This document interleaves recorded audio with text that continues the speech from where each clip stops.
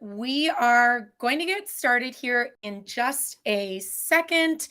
Today, we are doing a live stream all about why the bar to stand out in your UX job search is actually a lot lower than you think.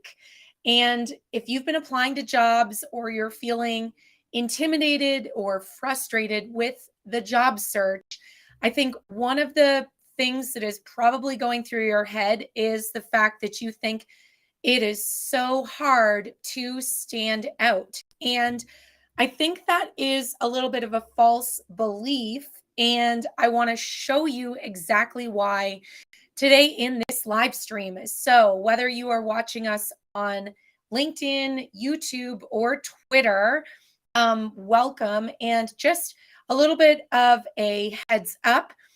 I am using this software that allows me to go to all of these different places at the same time.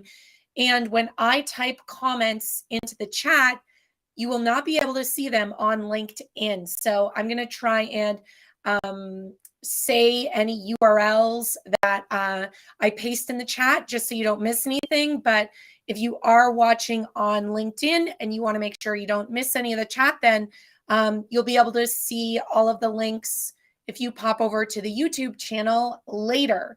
I know that's a little bit confusing, but that's how the software works. So let's get started here in just a few seconds after I do a quick tech check. Also, if you have any friends in UX that are currently job searching or plan to be job searching soon, I really recommend that you share this either now or afterwards. This recording will live on YouTube and LinkedIn forever. So feel free to share it with them. Before we get started, though, I'm really curious what stage you are at in your career. So in the chat, let me know, are you currently working in UX? Are you currently studying in UX? So let's answer that first, and then I have a follow-up question. All right, here we have some people from the Bay Area, from Minneapolis, from Florida, Miami. All right, and what stage are you all at in your career? Are you working in UX, studying UX? So let's find out here. We have some people from Brooklyn. Hey, Alex. All right. We have Anna, who is transitioning, studying, and building a portfolio all at the same time. Eileen is already working in UX. We have some people that have been working in UX for a while. You are what I call career climbers. So you are currently trying to figure out maybe what the next move is in your career. Maybe you've done a lot of different things in UX and you're trying to figure out, what do I want to focus on in the next chapter of my career? So that would be a lot of you who are career climbers already working UX. Looks like we also have a lot of career switchers, meaning you were doing something previous to discovering UX. Maybe you were a journalist or a teacher, or I even saw someone who was like some type of investigator switching into UX. So you are all what I call career switchers. And then we have a lot of people who are, looks like, currently studying UX and planning to get your next role or first UX role maybe very soon. Okay, now, second question. Oh, yes, lawyers switching to UX. There's someone in my Career Strategy Lab program that is a lawyer who's switching to UX right now. All right, so my follow-up question, though, is who is currently job searching? And if you've been job searching, I'm really curious how many jobs you've applied to and like what is the number one problem that you are encountering in your job search, because I'm pretty darn sure what we're going to cover is going to help you overcome a lot of the potential challenges you're facing right now. We have some architects switching into UX. Yeah, we have I don't know, probably 5 people who are either architects or interior designers switching into UX. All right, so let's see. Some of you are saying you're losing out on opportunities because you're not ready with your case study or resume. Exactly. So you might be seeing job opportunities out there and you cannot apply to those jobs because your portfolio isn't finished, your resume isn't finished, right? Someone said, I'm currently job searching, applied to over 70 jobs since end of March. Some challenges are how to show your worth as a beginner. Some of you have applied to 50, 70 jobs. Okay. A lot of you said you are applying to jobs and not getting interviews. So you're trying to adjust your resume cover letter. When you apply to 600 jobs, keep going through to the final stage of interviews, but not getting the offer. Okay. So a lot of what you have said is going to hopefully not totally be solved, but at least give you some ideas of where to focus your energy and time as you hopefully turn a corner in your job search. So before we get started though, in case you have to go, I want to remind you, this is going to be recorded.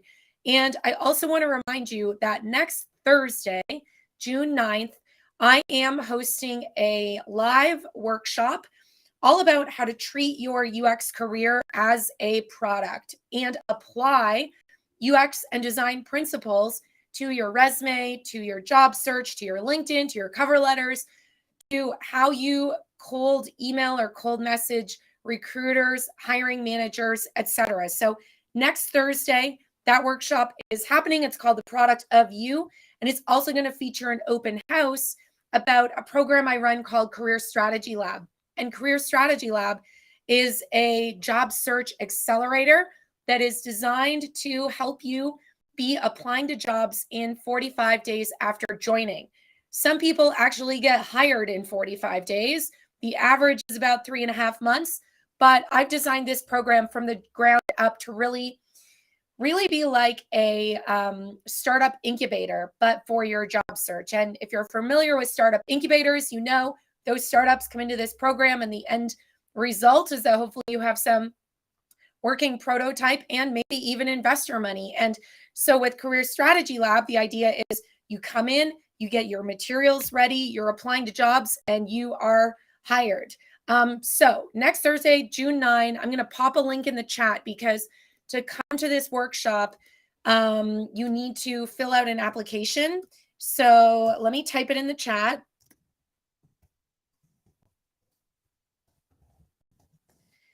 And then for all of you on LinkedIn, because you can't see the chat message that I just posted due to a limitation of this software, the link is, actually, I can put it on the screen here. It's careerstrategylab.com/workshop.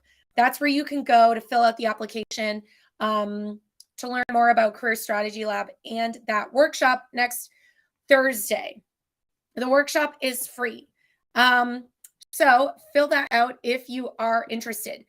I'm going to leave that on the screen for a few minutes. Actually, I'm going to take it off for now.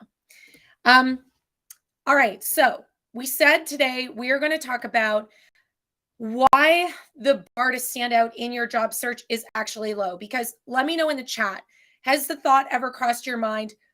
It's really hard to stand out. Like, what can I do to stand out from other candidates? And one thing I notice is a lot of UX people kind of become like obsessed with redesigning your portfolio, redesigning your LinkedIn, redesigning your resume so that you can stand out because you're applying to jobs and you're not getting interviews.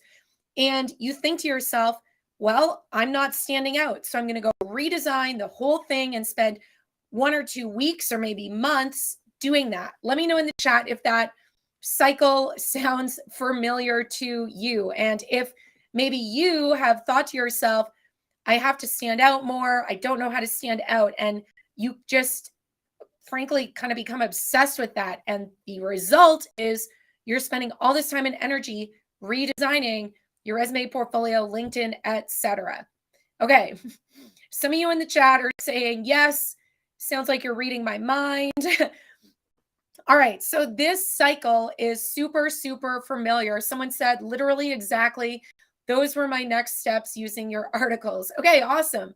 Another one of you said, I was just talking about this earlier this week because I keep telling myself my portfolio is not good enough and I keep procrastinating and sending out applications. All right, so I want to show you some slides, but first I want to give you some context here, because some of the tips I'm going to give you are based on not just what recruiters and hiring managers have told me, but also based on my experience of getting into UX recruiting. So in 2022, my team and I have been starting to get into UX recruiting and hiring. And that means companies come to us, they say they have a role they want to fill. We write the job description, post the role, spread the word about it on social, review the applications, and tell them, here are the candidates we think you should interview. Now, why am I telling you that? I'm telling you that because now I have firsthand experience doing recruiting for UX. And so guess what?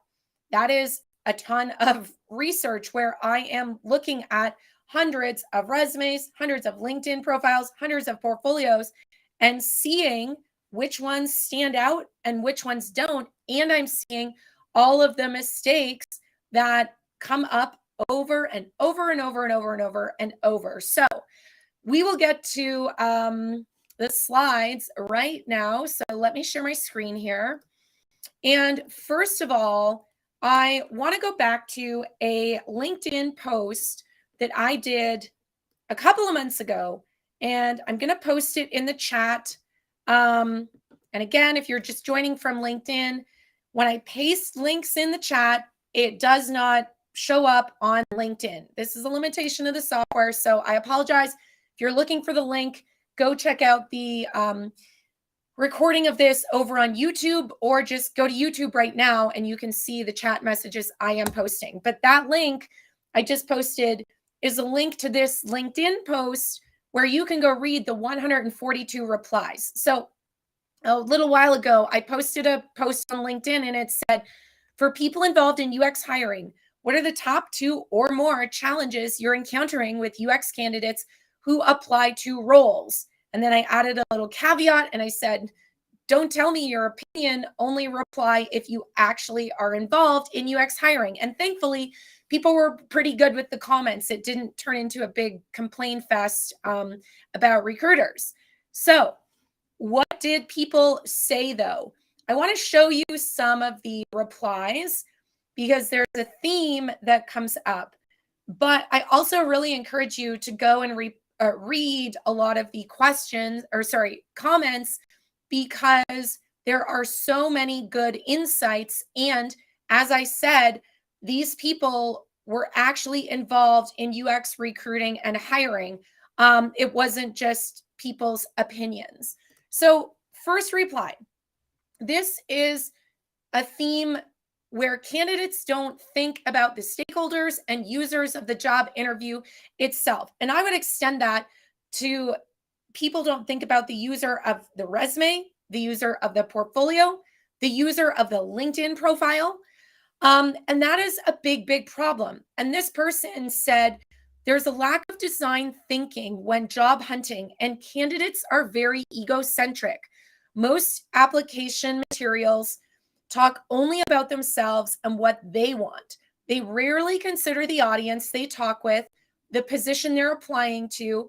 They don't research the company and come to interviews unprepared. And I think we could say, that just doesn't apply to interviews. It can also apply to the resume, right? Resumes can often sound very egocentric or me centric. And I'm going to show you an example of this in a second. Another thing this person said was, candidates are very academic. They explain the design process, such as, I did the interviews, then I did the wireframes, then I made this UI, but not the why behind it. They share zero context, zero challenges, zero learnings, and self-criticism is rare.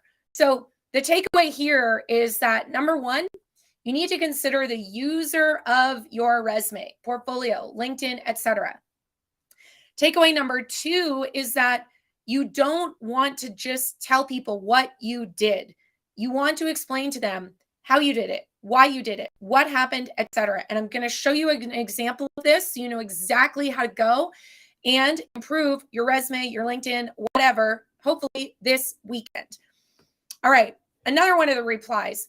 Someone said that candidates can't talk about projects when it gets to the interview stage. So if you're applying to jobs and you are getting interviews, but you're not getting job offers, it could be a matter of when you get to the interviews, you are only scratching the surface of what you did. And the story that you are literally verbally telling people in the interview is kind of just sounding like what that previous person said. It's saying, well, here are the wireframes, and this is the user flow I made, and here's a screenshot of some survey results. And you're just showing what? You're just showing deliverables, and that is not what they want. So this person said, one of the most glaring differences I've observed between successful and unsuccessful candidates is their ability to present their work in a succinct and impactful way, given the amount of time and the audience, even when the work and their ability is near equal. Unrehearsed or mismanaged presentations tend to be one of the most consistent issues. I'll add that the expectation is different depending on people's experience, obviously, but the employer should do the best to prep the candidate. But even in the best of circumstances, it's the most consistent issue I see. So the theme here is people are not preparing for the interviews, being cautious of how much time they're spending when they present a project. And if you ever go to an interview and before you don't know how much time you're going to have to present, just ask them in advance so you don't get surprised in the interview and you think you have 30 minutes and they tell you you have 10 minutes. Just ask them in advance. But this theme of preparing for interviews is a big one. And it's going to go, the solution is going to be what I'm going to show you in a few seconds, because whether you're not standing out because you can't talk about projects in interviews, or you're not standing out because whatever you have on your resume or portfolio isn't cutting it, what I'm going to show you is going to help solve both of those problems. Another one, same theme regarding lack of preparation, but just another comment from someone that really stood out to me. Teresa said, candidates who make it to an HR or UX leader interview don't seem to put any time practicing what they want to tell us about themselves, prepping more than one or two questions. That's a big one. If you get to an interview and you don't have at least one question to ask them, it kind of makes it seem like you're not that serious about the role, or you didn't do research to come up with a single thing to ask them. Let's see. She said it's so disheartening when they have what it takes in their resume and their portfolio, but they didn't seem to put in a few hours to prep for the interview. So that is a big one. Another one, candidates don't think about the stakeholders or the users of the job interview, or we could also say the interview, the resume, the LinkedIn, etc. So David said a couple of common problems he found was that candidates that take a 2-day UX course with the hope of applying to a job and getting hired for like $100,000 with zero experience. So what David is really saying there, and a theme that came up, is they're seeing a lot of candidates applying to roles that they are not qualified for. It's like candidates kind of just throw spaghetti at a wall or play the numbers game. And you're definitely not going to stand out if you keep applying to jobs that you're not qualified for. I would also add, if you're applying to multiple jobs at the same company, kind of playing the numbers game and just hoping that through applying to 7 jobs at one company, one of them is going to stick, I think that could actually hurt you, because people may notice that, and that could be kind of a yellow flag that you're kind of desperate. Okay. The next mistake was the expectation of a business always using the perfect UX process. So this comes up a lot in portfolios, where hiring managers are often saying portfolios all kind of blur together because they all almost feel like cookie cutters that just go through every step of the UX process, but don't go into the details of the business, the problem, maybe team dynamics, stuff like that. Let's move on to the next one, because I think we kind of covered all that. Okay, this is, again, a big theme here, but only focusing on the deliverable and not the whole project or the whole context. And we said this before, but I'm going to keep showing you these because this mistake keeps happening over and over and over. So this one said, mistakes candidates makes. Bibiana said, those who do not communicate well what they did, their role, the story behind the product, which problem they are trying to solve. She went on to say, focus on what's most important to understand your process and results, right? The portfolio, if we think of the user of your portfolio, that user is not the same as like the stakeholder who is in charge of the product. So don't try and repurpose presentations you've made for like your boss or the stakeholder for your portfolio, because chances are the level of detail that you provided for your boss or stakeholder is probably too detailed for your actual portfolio. And Scott said a couple of mistakes were that candidates can't clearly communicate the problem they were solving and the impact to the business. He went on to say, candidates aren't prepared with understanding the company, industry, and don't ask good questions. It's coming up again. So you should definitely go read all of those comments on that LinkedIn thread. But what I want to do here is really look at a potential solution to a big theme that I see. And that theme is you are scratching the surface of what you did. And as a result, you're really selling yourself short when it comes to your skills and experience. And that is why you're not standing out. But that is also why it's going to be really easy to stand out, because after doing recruiting myself now, I can confidently say that so many people make these mistakes that if you just spend a little bit of time doing what I'm going to show you to do, you will just jump ahead of all those other candidates. And I also know this because the people who are in my Career Strategy Lab program, that job search accelerator program, when they do what we teach, they say things like, as soon as I changed my LinkedIn profile to focus more on not just what I did, but how I did it, why I did it, etc., I had more people reaching out to me for jobs that were relevant. Or same thing with the resume, same thing with the portfolio. If they were getting interviews but not getting job offers, as soon as they tweaked their portfolio, guess what? They were getting job offers, some of them multiple. So let's continue on with the slides. Okay, if you remember one thing, I want you to remember this slide. The reason you're not standing out is because think of a little iceberg. You're just showing a teeny tiny tip of what you can do. But what recruiters and hiring managers want is the whole picture. They want to know everything below the surface. And the problem is you're only talking about the surface level stuff. So another thing I want you to remember, if you only maybe remember 2 slides here, is that when it comes to standing out in your job search, you need to remember there are multiple components involved, let's say.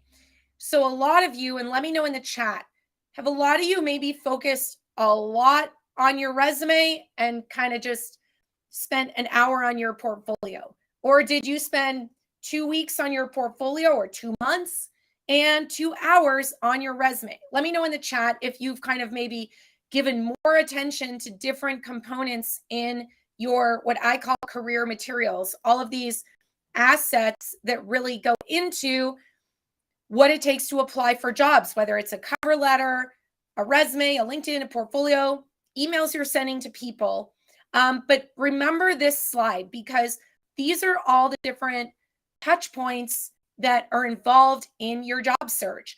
And a lot of you are spending very small amount of time on some of these and way too much time on some of these. And as a result, you might have an awesome portfolio, but if your LinkedIn profile is like half filled out with spelling mistakes, guess what? That might be why you're not standing out. All right. So remember this slide as well.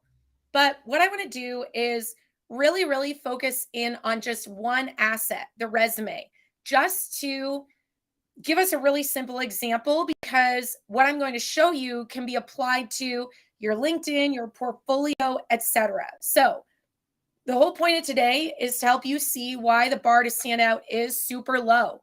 So let's think about a resume here. Let's imagine that this is a snippet of someone's resume. So at the left, we've got the whole resume, and we're just looking at one little section of this person's job history. So imagine you are a UX recruiter or hiring manager, and you're reading this resume, and you're reading this person was a senior user researcher, and the first bullet point says responsible for conducting usability tests. Next, facilitated a research workshop for the product and marketing teams, used analytics and research tools including Hotjar, Google Analytics, Pendo, and SurveyMonkey, planned and conducted remote and in-person user research interviews. All right, so pay attention, because I'm going to show you why these bullet points are not very great. So these bullet points are not terrible. They are, though, only scratching the surface. Why? Because they're just very vague. They're not getting into the details of what responsible for conducting usability tests actually means, right? Or planned and conducted remote and in-person user research interviews. Well, it's great that you did that, but what does that actually mean? And this is how many, many, many, many people write their resumes or their LinkedIn bullet points or their portfolio. And this could be why you are not standing out. So I want to just look at one bullet point, the responsible for conducting usability tests, because to me, that is just scratching the surface of our iceberg, right? It is just you saying what you did. And frankly, it kind of just sounds like a bullet point on a job description. And the problem is that you are not telling us below the surface what the heck you actually did. Is this graphic making sense to you all?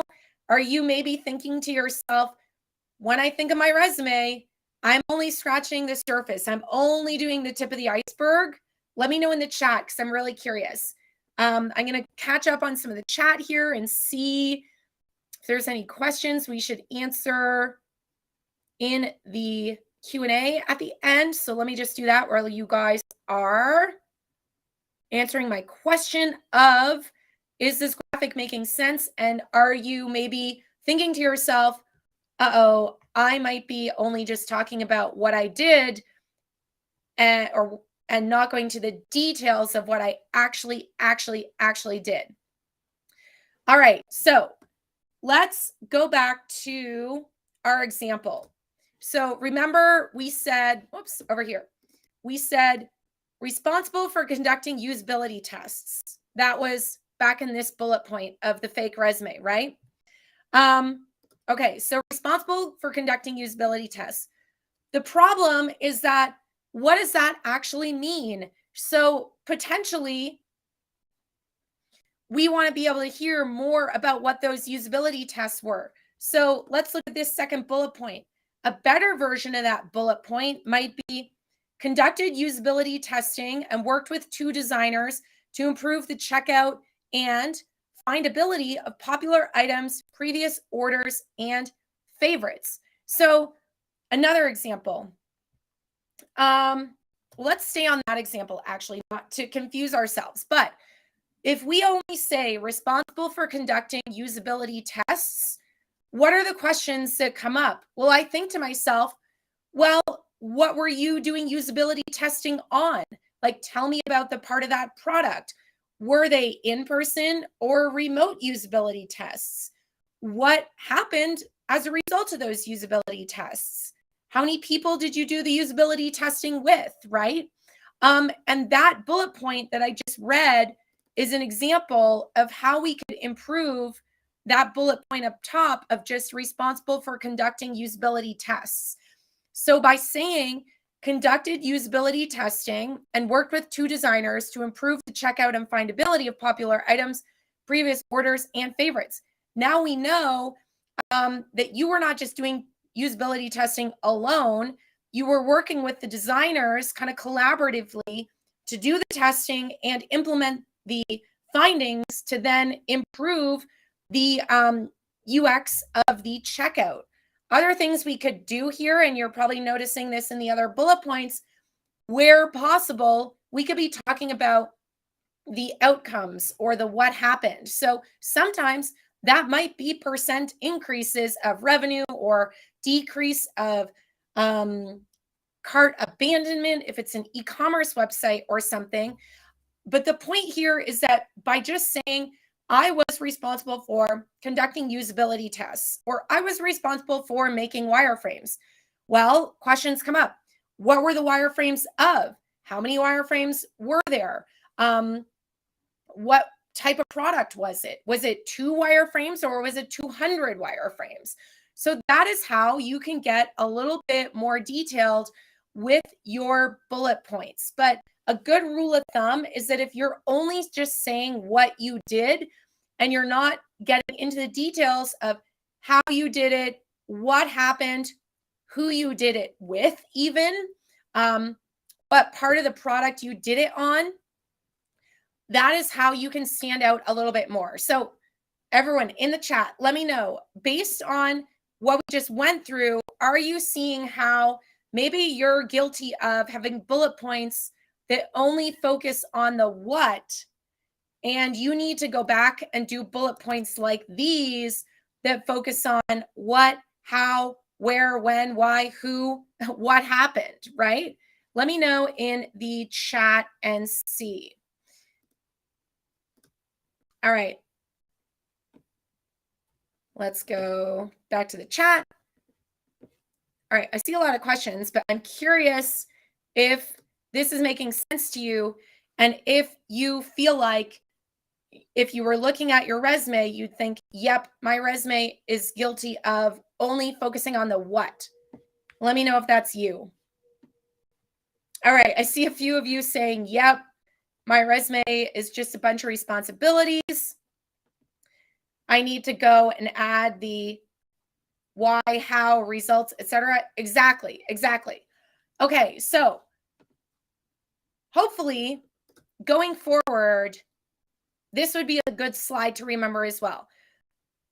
Prior to today, it's very likely that your resume or portfolio or LinkedIn or all of them really only touches the top of the iceberg because you're just literally saying what you did.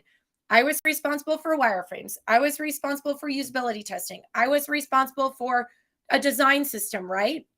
So that's what you used to do. And the problem is that you were missing all this stuff down here below the surface of what you actually did. And the new version of your resume or your LinkedIn or whatever is hopefully going to capture not just what you did, but all that other context of how you did it, why you did it. With usability testing, like, was it quantitative or qualitative? What software did you use? Was it a survey with 10 responses or 500? Big difference. So that is hopefully going to give you some ideas on how you can kind of audit and optimize your career materials, which are all of these things that go into applying to jobs. And it's not to say you need all of these things. I'm not saying you must have a website or you must have some social media presence, but these are all possible things depending on what you have. Some other common mistakes that candidates make that came up are resumes. When it comes to resumes, I think one of the top problems I see is that resumes are either overly designed, meaning there's all kinds of like graphics, or you make a logo for yourself, or there's too many colors, or you choose too many fonts, and it's just the design distracts from the actual content. Or on the flip side, your resume is not designed at all, and as a result, it's impossible to read. And by design your resume, I don't mean you need to have a degree in graphic design.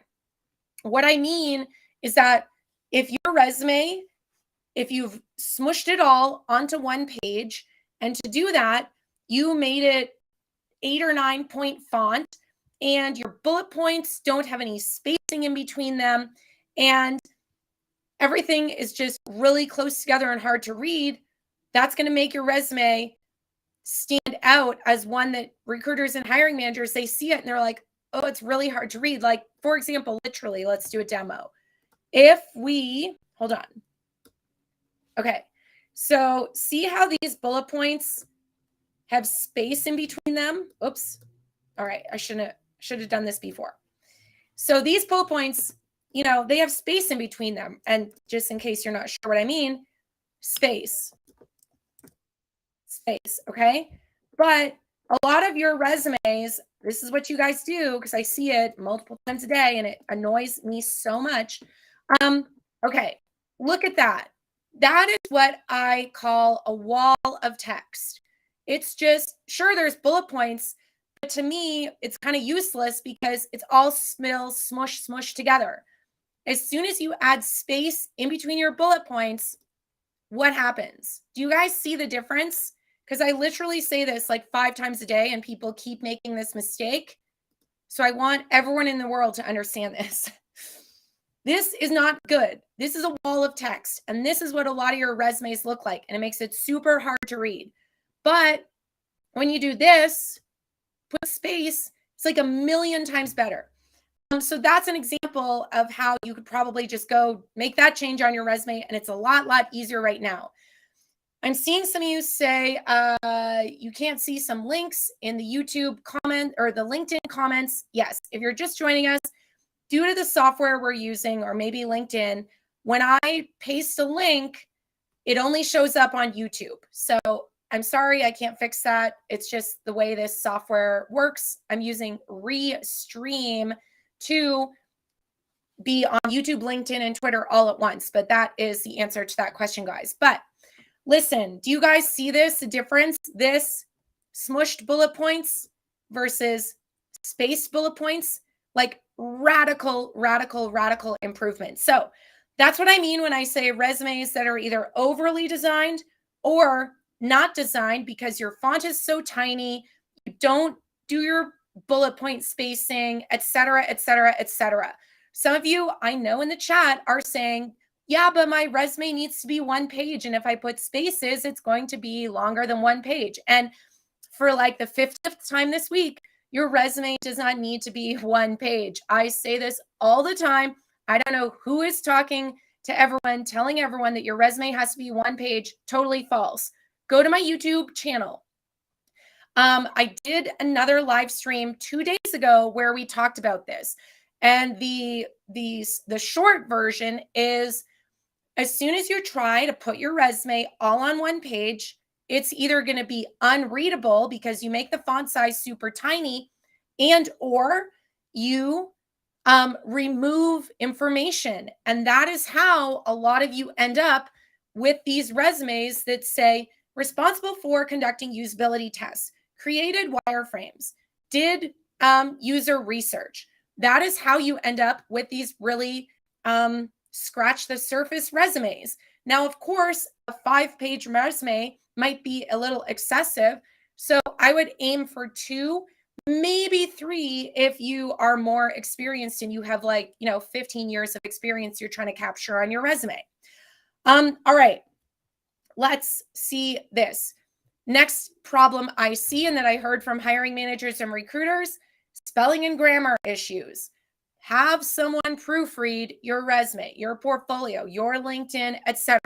Doesn't create a good first impression, and it's a super simple thing you can do to avoid having a glaring spelling mistake in your materials. All right, next one. Lack of context. That is exactly what we just went through. Context is a big reason why you're not standing out. And that context comes from not just saying what you did, but going below the surface. Like everything here, I don't know if I can draw, but I'll do this. This stuff, that's the context. That's the why did you do it? What software did you use? What were the results? Did you do it with any team members, etc.? Next, incomplete LinkedIn profile. Okay, this one is big because I would say after you have a really good resume, there's no excuse why your LinkedIn should be half done, should not have any bullet points underneath each item in your job history, or worse, that your LinkedIn and your resume are inconsistent. You want all of these materials to be telling a similar story so that the message people are getting about you is not confusing. Because there's this phrase, and I don't know where it came from. I heard it years ago, but the phrase goes like this: when you confuse, you lose. So the point of this is, if your resume and your LinkedIn are out of date or not saying the same thing, it's going to make people think, well, wait a sec, like, does this person really do this? I'm not really sure. And it slows them down in vetting you as a candidate. All right. So, or it could be the other way around, right? You have a amazing LinkedIn, but your resume is out of date because you rushed or something like that. Okay. The last thing that you can do that I see a lot of people not doing is tailoring your materials to the job description. Now, we talked about this on Wednesday, but this does not mean starting from scratch, rewriting every single word on your resume for every single job you apply to. That would be ridiculous.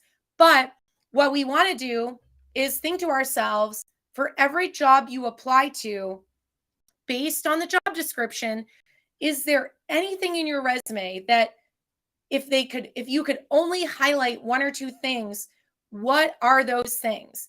And then you need to adjust your resume to do that. So maybe you're rearranging bullet points, literally the order of bullet points, so that like this bullet point down here, which is super relevant to the job you applied to, you literally just move it up here to the top so that it's the first one they read. So maybe you applied to an e-commerce company and you were doing usability testing there, and you're applying to an e-commerce company to do user research or something. Maybe you reorder the bullet points so some amazing bullet point from your previous research and e-commerce role is right there at the top. All right. And I say this because after reviewing hundreds of resumes and LinkedIn profiles so far this year for jobs we posted, so many people don't do this. And sometimes when I've actually got on the phone with people for interviews, they tell me all of this relevant experience, but it wasn't on their resume. And so that's what I mean when I say study the job description and make sure that you are spending like 15 minutes maybe just to reorder bullet points. Or maybe you think to yourself, this bullet point, it doesn't really relate to this role. I'm just going to delete it. It could be as simple as that. All right.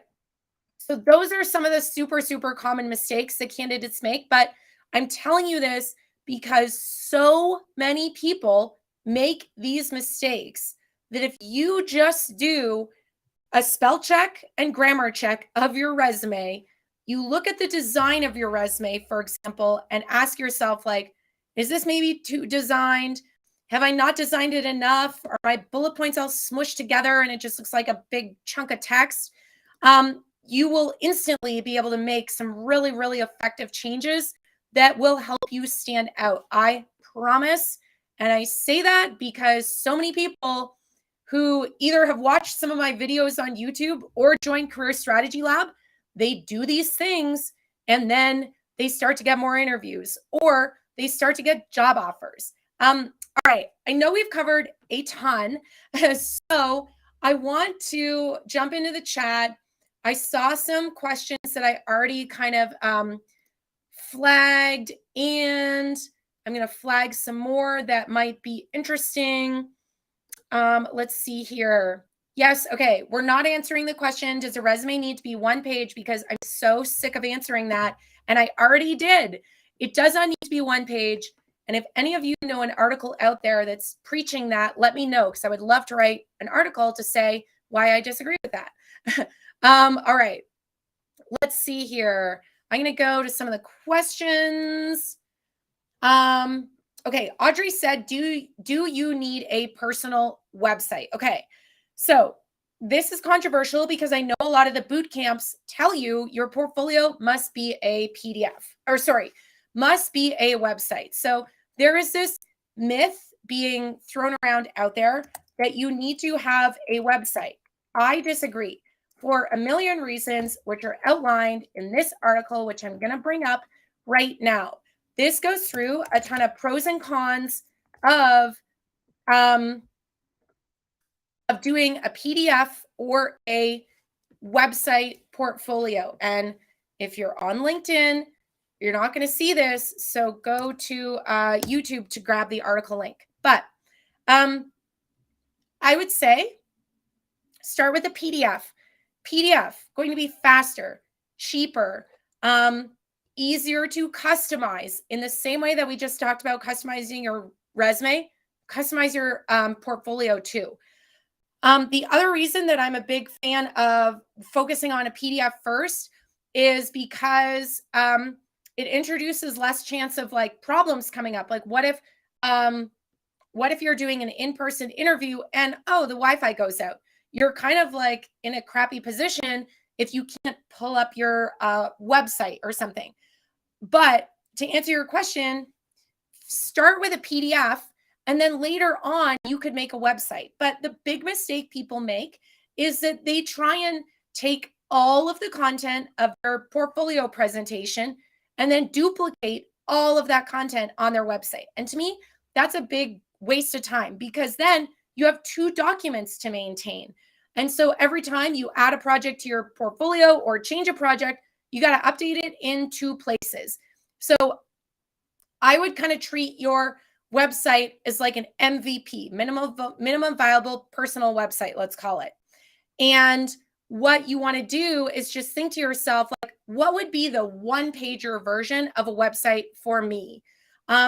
Because yeah, people might Google you and it's nice if a website comes up, but I would not recommend duplicating all the content in your portfolio presentation, and then do that all on the website. Because it's going to slow you down from applying jobs, which is the whole point of doing all this, right?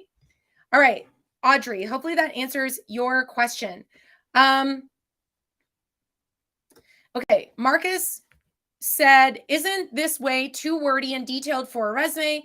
I can understand this for a portfolio. I would say no. Like, I've seen people, and I see some of our coaches from Career Strategy Lab are here on this live stream as well, but this is exactly what we teach people to do in Career Strategy Lab. And it doesn't end up being too wordy. And the way to avoid it becoming too wordy is to just learn to become a better writer. And so we do a lot of coaching around how to become a better writer so that you can be clear, concise, get to the point, and not have bullet points that are, 5 sentences long, right? But the point is that you want to not just have your resume be sounding like I was responsible for this, that, the other, because that is just going to sound like everyone else's resume. Okay. Let's go to, let's see. Okay, Christina said, if I make my resume more than one page, I feel like people won't read past the first page. Is that true? I'm definitely cramming and cutting down my experience so it can fit on one page. So I can't tell you like how every single person in the world is going to read your resume and whether or not they will get to the second page. But I think, I have this other article about how long a case study should be. And this actually will answer your question. Let me pull it up here. How long? Yeah, this one. Let's pull it up because this is going to, and make sure you watch the video in this one too. Oh, paste. Why is that not going? This is weird. I can't paste the article link. Okay, well, maybe it's because we have a pinned message. Let's find out. Now let's go back here.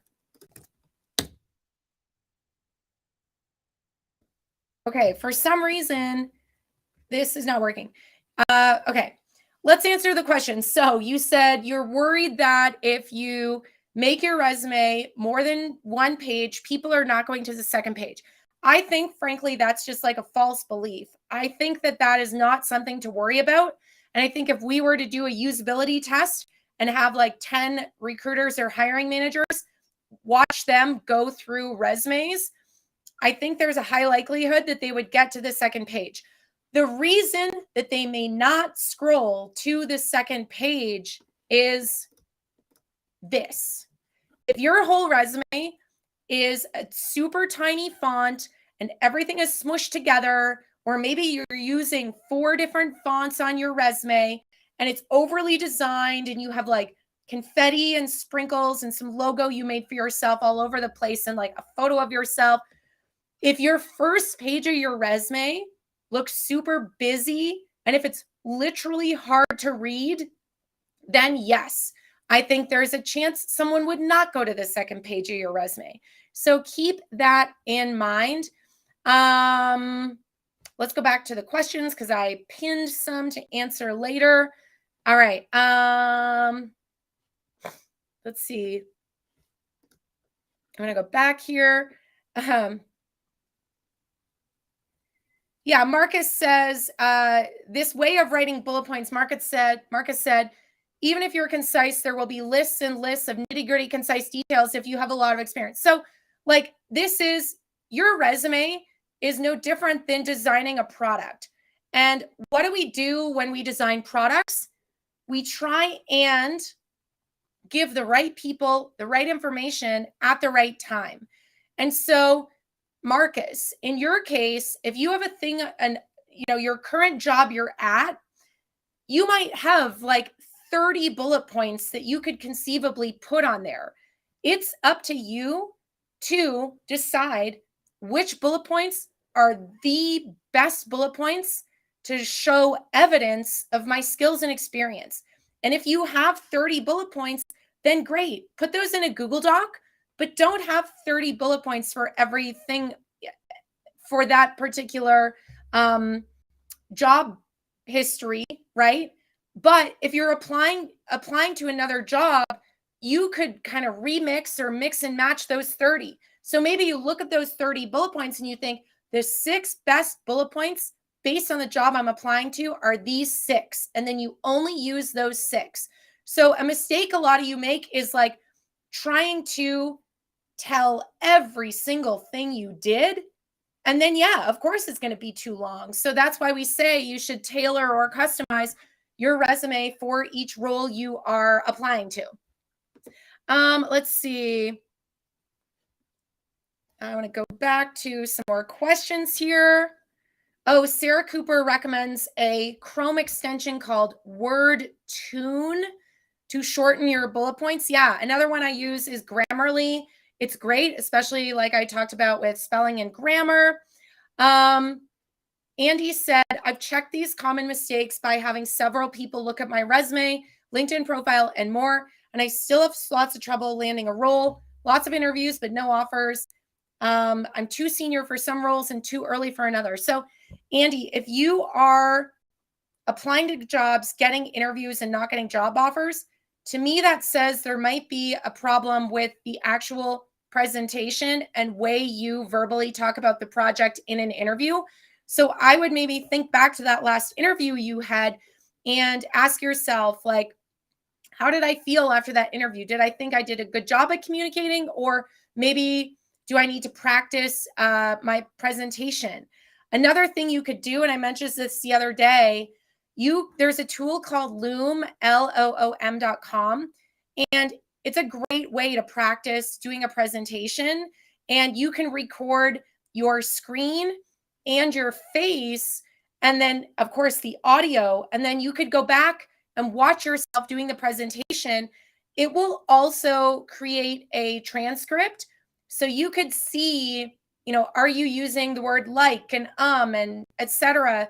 a lot, and you'd be able to quickly figure out maybe things you could cut or where you stumbled. So if you are looking to figure out how you could improve your presentation, that might be one place to start, Andy. All right. Yeah, Charmaine. Okay. You're tracking with me here, Charmaine. Charmaine said, that's brilliant. Writing out all the bullet points and then picking and choosing the ones that apply to the job.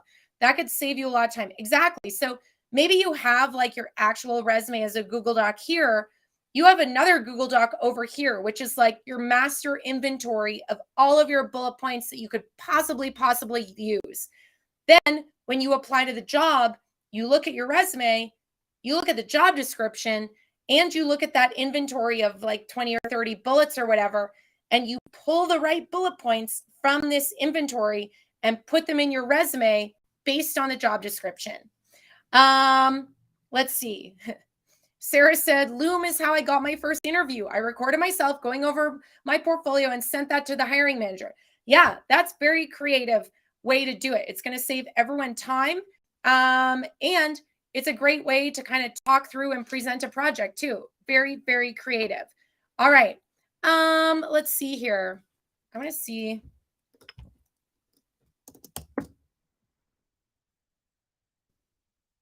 All right. Yeah, for some reason I can't paste links in the chat. That's stupid. But anyway, okay, let's see what other questions there are. Someone said, can I share examples of resumes that got interviews and resumes that didn't? I cannot do that today, but maybe we will in the future. But if you go to my YouTube channel, I do resume critiques over there, or I did in the past.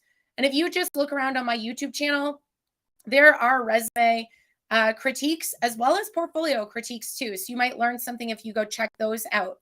All right, everyone, we've answered a lot of questions. So we are going to get going here.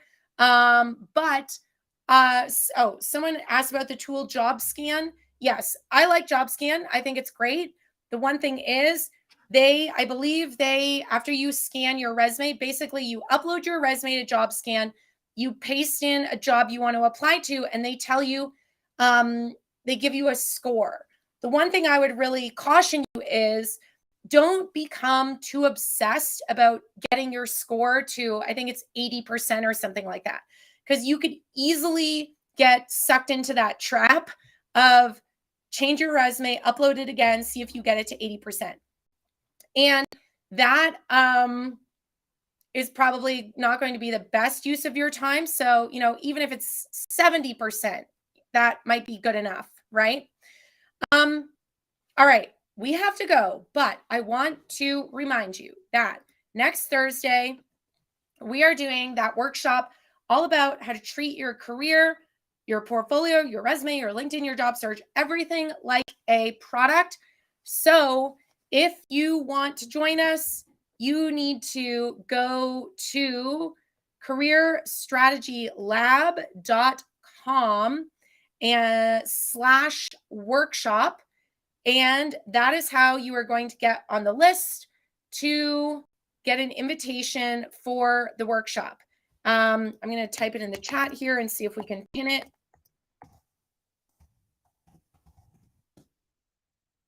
Well, that's interesting because it won't let us type into our own chat. All right. Well, let's see. I'm going to go back up to the top and see if we can find it. Hold on. careerstrategylab.com /workshop. That is the URL. Everyone, just so you know too, next Tuesday, we are doing another live stream. We're going to talk about rejection in the job search and how to deal with that, because I know a lot of you are faced with that. I've faced that. I'm going to guess 99% of people in the world have faced that. And, we see on LinkedIn a lot of these big, long posts about rejection. And I think it's good and healthy to acknowledge rejection, but I think there's also a really fine line between acknowledging rejection and kind of wallowing in it. And what we're going to talk about on Tuesday is how to not get stuck in that cycle of negativity and really tangible things you can do if you do get rejected in your job search. So that's happening next Tuesday, same place here on LinkedIn or YouTube or Twitter. And if you want to join us next Thursday, go to that link that is finally now on the screen, and maybe we'll see you next Thursday. So thank you all. I can't wait to go read all your comments on all the platforms, and have a great rest of your day. Bye, everyone. See you later.